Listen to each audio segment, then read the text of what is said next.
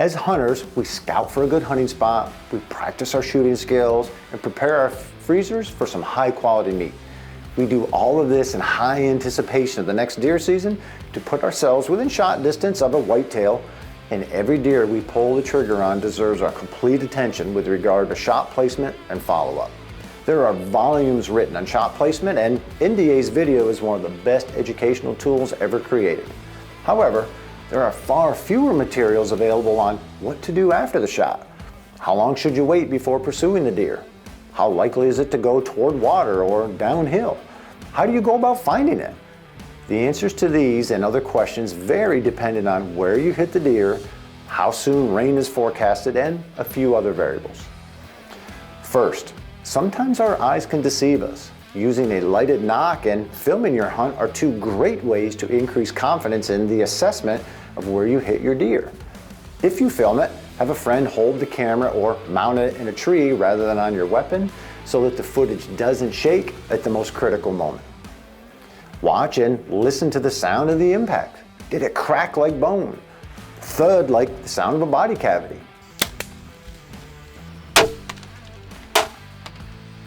Watch the deer's body language. If it stops, hunches over, wags its tail a lot, and walks away, it has most likely been hit in the liver or the guts. If it bolts, it's probably a good vital hit or maybe bone. Stay quiet, watch, and listen to the deer's direction of travel, and use landmarks to note the last points seen or heard. You might hear the sound of the deer coughing or crashing into a thicket. Check your video if you have one, and check your arrow. Take pictures of it. If the arrow passed through the deer, there's a good chance of recovery. Use the blood or stomach material present on the shaft and fletching to estimate where you hit the deer and how long you should wait before retrieving it. Look at the blood on the arrow. If it is bright red, it's either from vitals or muscle. Lung blood can be pink and frothy, but not always. Dark blood is usually liver or guts, and green or brown matter is from the digestive tract. Smell the arrow. As you can imagine, stomach contents have a different odor than blood. Check for hair that fell off at the impact site. What part of the body did it come from? White fur comes from the underside and could indicate a single lung shot if you hit forward of the diaphragm. Check the beginning of the blood trail. Take pictures of it. How much blood is there? Artery and heart shots leave a lot of blood. If you've hit a deer there, it won't be far. Are there bone fragments? That is usually an indicator of a non-lethal leg shot. You should start tracking these deer immediately and look for a follow-up shot. Now, add up all the clues. Where do you think you hit the deer? This will determine how long you should wait before picking up the trail. It is important to wait the appropriate amount of time to avoid pushing that deer farther away. If you hit a deer forward of the diaphragm, meaning in the lungs or heart region, then there is nothing to be gained by waiting a long time before you can track it. If you hit a deer in the heart or lungs with a firearm, simply wait a few minutes and then take up the trail. If you're archery hunting, then waiting 15 to 30 minutes is advised. Now, contrary to this, if you hit a deer behind the diaphragm, meaning in the stomach region, then you should wait at least 8 hours before pursuing. This is because stomach shot deer need additional time to expire. Wait 8 to 10 hours for liver and even 10 to 12 hours for gut shot deer.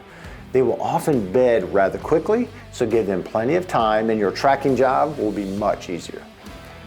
If you think you hit a single lung and you have room to do so, pushing the deer may result in a recovery. Deer are amazingly tough critters and can sometimes survive on a single lung, but running with a fresh wound and only half the oxygen may help them expire or offer an opportunity for a follow-up shot. Now that you've waited the appropriate amount of time, it's time to hit the trail. First, make sure you have a good flashlight and some flagging tape or clips to mark your trail.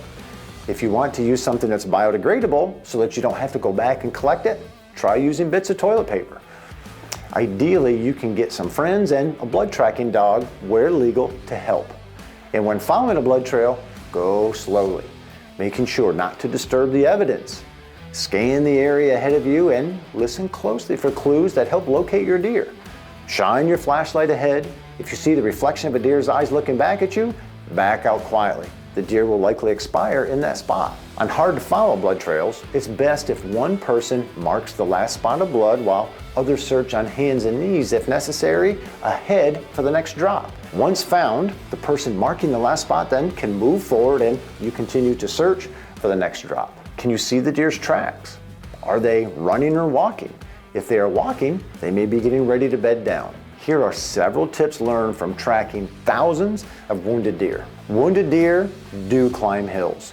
The old adage that wounded deer won't go uphill is completely false. Deer follow their typical patterns and they want to get to where they know they're secure. So if secure cover is uphill from where they are when they get shot, don't be surprised to see them go uphill. Wounded deer behavior changes during the season. As I said earlier, deer want to get to where they know they're secure. So if it's early in the archery season and deer are still on their summer routine, this can be very close to familiar cover and they may not go far when hit. Conversely, if they are shot during the rut or when they're on an excursion, they may attempt to travel literally hundreds or thousands of yards to get back to their preferred cover. So keep time of year in mind when you start on a blood trail. Double lung hit deer can travel quite a distance. We'd love to see a rifle shot deer drop in its tracks or an arrow shot deer drop in sight, and understanding shot placement and appropriate shooting practice can greatly aid in these short trackings. However, not all great shots end with a short blood trail. Occasionally, a deer that was shot through both lungs can travel up to 200 yards. Stomach shot deer may go to water. All wounded deer do not gravitate to water, but stomach shot deer may do so. However, it's not always a direct line to creeks or springs or ponds. They often take a circuitous route through heavy cover, traveling up or downhill to get there. High back shots are often unsuccessful. The vital region of a deer does not extend all the way up to the top of their backs, and many high back shots are not fatal. Even high back shots from a firearm that may knock the deer to the ground. If the deer is hit in front of the diaphragm and it lives for more than a half hour and goes for more than a half mile, then you're unlikely to recover it. If you bump the deer, then you probably hit it somewhere other than where you initially thought. Immediately back out and just wait the appropriate amount of time.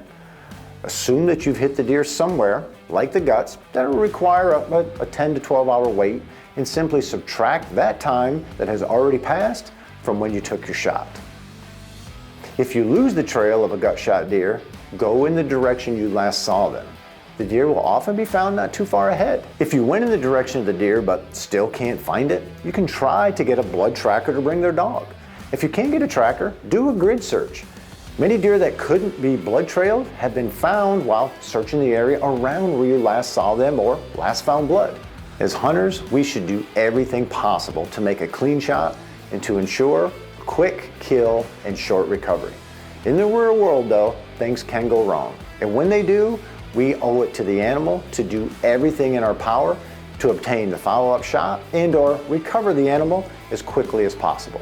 Okay, you found your deer. Now what? Well, first, congratulations. Be happy, smile. Take those with you. Hug them if you want to. This is a really emotional time, so soak it all in and enjoy the moment. You have just had a great experience and acquired some high quality protein. Next, you want to get the deer field dressed and the meat taken care of as quickly as possible. For more information on shot placement and shot follow-up, visit the National Deer Association's website at deerassociation.com. Be safe in the woods and good luck on your next blood trail. To learn more, follow us on Facebook, Instagram, Twitter, TikTok, YouTube, or head over to www.deerassociation.com. This video is part of the official NDA Deer Hunting 101 online course with Today's Hunter. For the full course, go to www.todayshunter.com/Deer 101. This Deer 101 digital series has been a Bearded Buck production.